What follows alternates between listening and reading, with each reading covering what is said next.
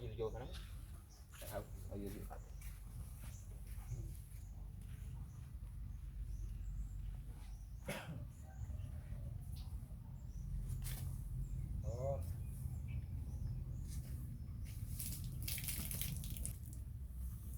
canh vô rồi cho một đó mới cho canh vô này cho móc cho anh đi vô con canh vô canh á canh chế bao đạn này canh nó có cái đã tới coi canh nó có canh đâu đó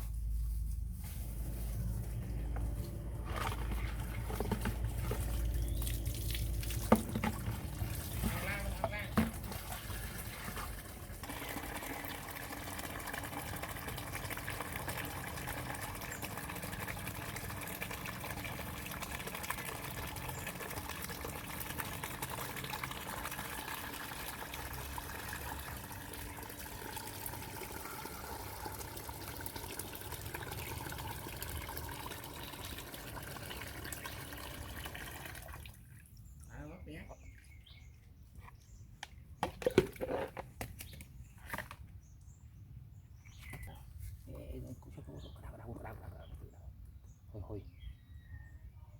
đào có đào có chỗ lại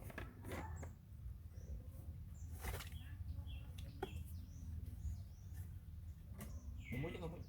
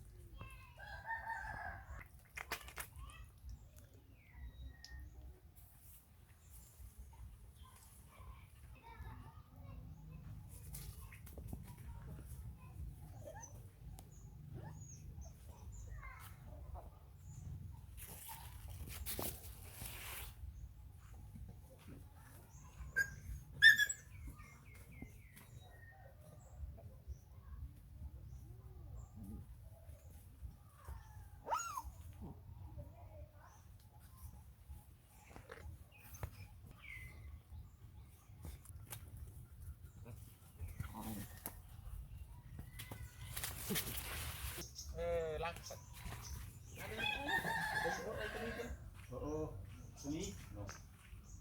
mà con nào tức cái này nó lên mà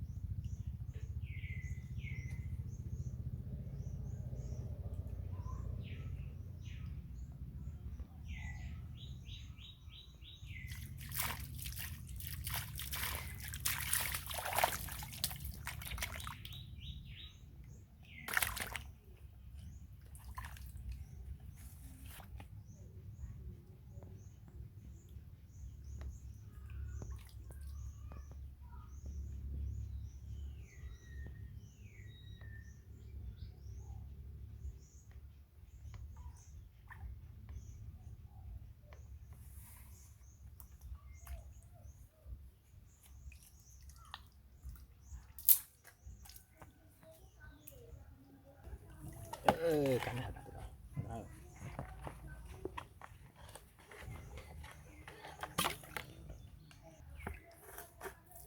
vô luôn rồi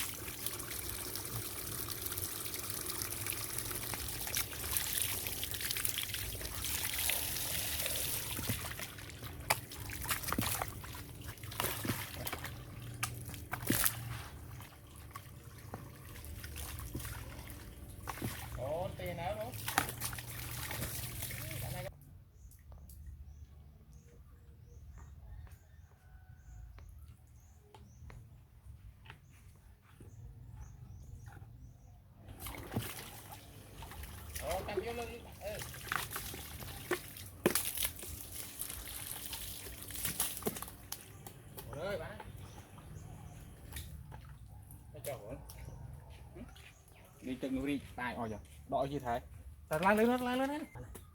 không biết cho không này ta đi lắm rồi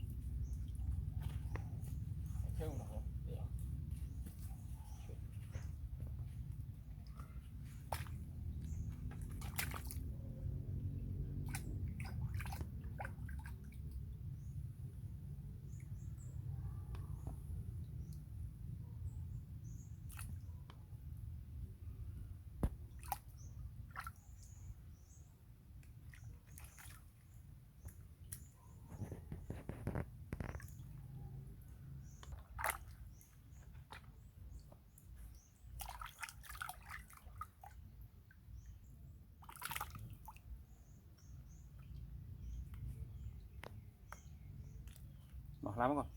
bạn nào mọc lắm không bạn này mọc rụng